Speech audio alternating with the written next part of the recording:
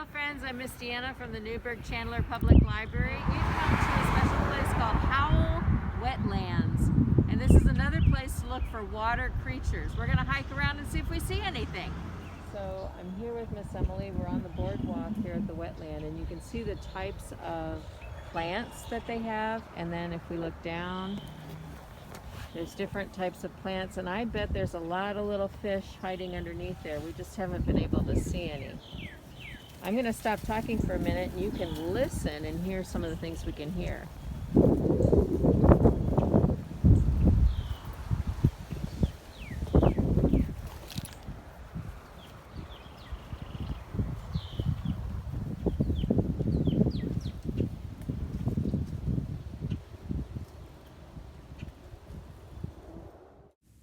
While we were at Howell Wetlands, we found this guy hiding among these green water plants. This is a great example of an animal camouflaging.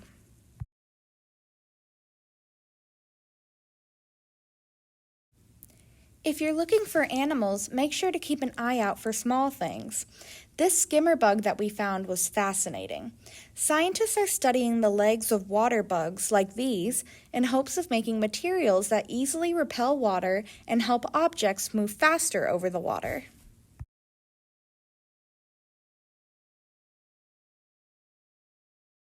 This fascinating bird is the blue heron that will sometimes appear at the pond by the library.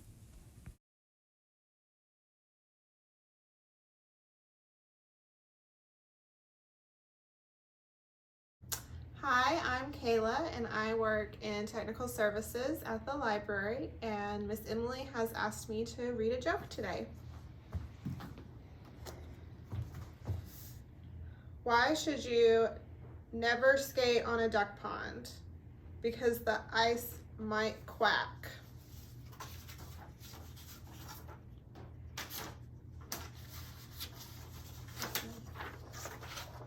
Might quack.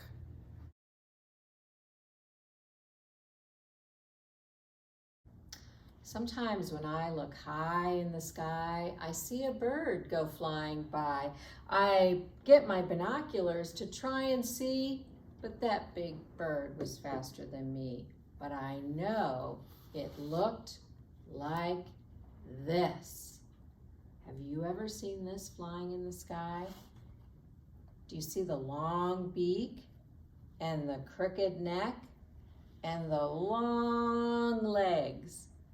This is a heron, and a heron lives in the water. And the great blue heron has a nickname, the Big Cranky, because of the noise he makes. Sometimes when I look high in the sky, I see a bird go flying by. I grab my binoculars to see, but that big bird was faster than me. But I know it looked like this. Does this look like the heron? I don't think so. Look, this one, the neck is straight and the legs are short. This is a goose. They go honk, honk. They're very loud. They live on the water, and they usually fly in groups. Here's our heron. Here's our goose. But wait, there's something else that lives on the water, and it goes quack, quack. Which one goes quack, quack? Which one goes honk, honk? Here's our goose. He's much bigger, isn't he? And here's our duck, much smaller. The long neck of the goose and the short neck of the duck. I think you could find these now if you looked around. But wait, I saw something move and then a splash. I tried to look, but they were too fast. But I know it looked like this. What is that? It's a snake. And snakes can live on land or in the water. I don't think you would confuse that with anything else, would you? I know I wouldn't. I saw something move and then a splash. I tried to look, but it was too fast. But I know it looked like this. What do you see? It's a frog. Frogs and toads look a lot alike, don't they? But in my book, Frogs, Toads, and Turtles, I learned that frogs can live on the land or the water. Toads usually just live on the land, but near the water. Frogs have smooth skin, toads have bumpy skin. And toads are usually a little bit chubbier. I saw something move and then a splash. I tried to look, but it was too fast. But I know it looked like this. What is this? It's our friend, the turtle. And we have turtles in our pond outside the Newburgh-Chandler Public Library that you can come and see if you want. Now here's something you might notice. Both a turtle and a snake have the same shape head. And if you're looking in the water and you see a head like this,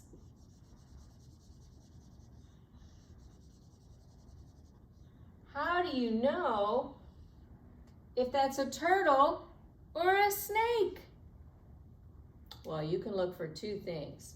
One, the turtle, you'll probably see part of his back too.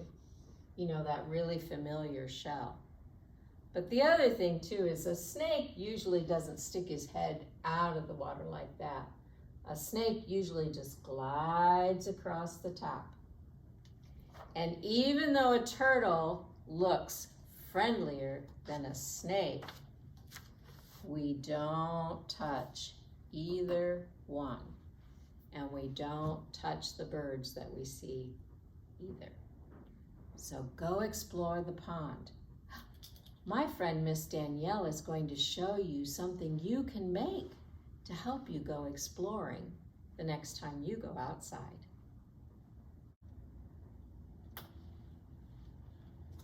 Hi, how are you doing? I am looking at animals through my binoculars just like Miss Deanna did. And guess what I found? I saw a robin and a bluebird. Do you want to know how to make your own binoculars so you can go out and look at animals?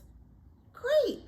All you need are 2 tubes. I took a paper towel tube and cut it in half. And then you can color it with markers or crayons, or you can even paint them like I did. And then you can decorate them any way you want to.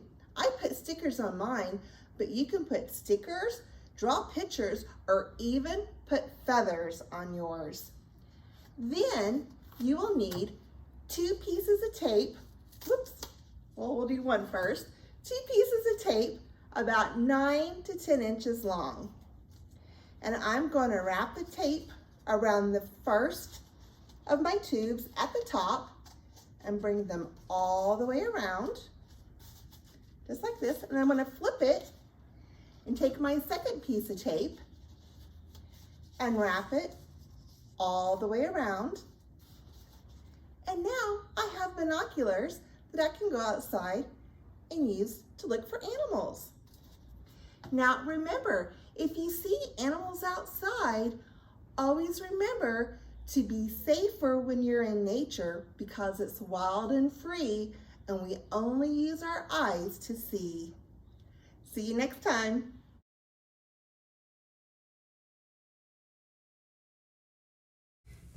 We also have ducks who visit our pond, and this mallard is missing his mate. Boy mallards have green feathers on their heads, while the girls are mostly brown. People who own ducks have noticed that they'll wag their tail when they get excited, just like a dog. We thought these spotted ducks looked super cool.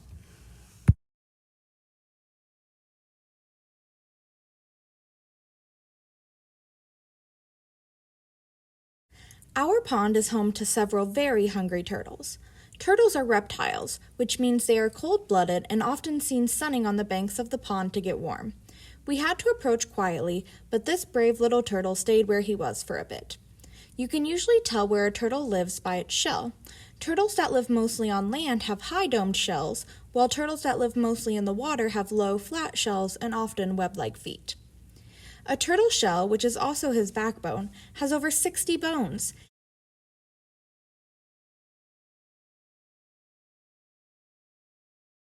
Hi, I'm Miss Deanna. I work in the children's department, and Miss Emily has asked me to read a joke.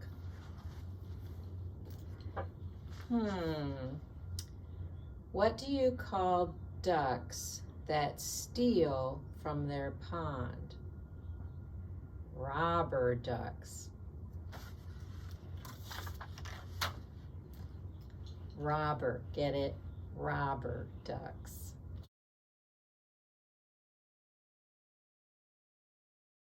So this is Sybil, and she is a bald eagle. So she came to us because of an injured wing also. And she is a bird that you would find more in a watery environment, so by shores, by wetlands, by rivers. But they are expanding their territory in the tri-state area, so you may be able to see them flying over your house one day. And they eat everything. They love fish, but they'll also eat rabbits and squirrels and all those small mammals. What you doing now? Hi.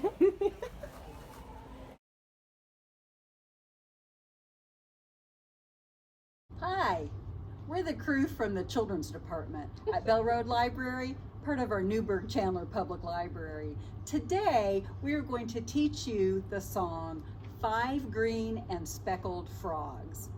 As part of that song, we're going to teach you an American Sign Language sign. You use your fingers in front of your throat and you flip your 2 fingers out. That means frog. So every time we sing the word frog, flip your fingers out like a frog. Okay, are you ready? Here we go. 5 green and speckled frogs sat on a speckled log, eating some most delicious bugs. Yum, yum. One jumped into the pool where it was nice and cool. Now there are 4 green speckled frogs. Ribbit, ribbit. 4 green and speckled frogs sat on a speckled log, eating some most delicious bugs. Yum, yum. One jumped into the pool where it was nice and cool. Now there are 3 green speckled frogs. Ribbit, ribbit. 3 green and speckled frogs sat on a speckled log, eating some most delicious bugs. Yum, yum. One jumped into the pool where it was nice and cool. Now there are 2 green speckled frogs. Ribbit, ribbit. 2 green and speckled frogs sat on a speckled log, eating some most delicious bugs. Yum, yum. One jumped into the pool where it was nice and cool. Now there is 1 green speckled frog. Ribbit, ribbit. 1 green and speckled frog sat on a speckled log, eating some most delicious bugs. Yum, yum. She jumped into the pool where it was nice and cool. Now there are no green speckled frogs. Ribbit, ribbit. Thank you guys. You did great.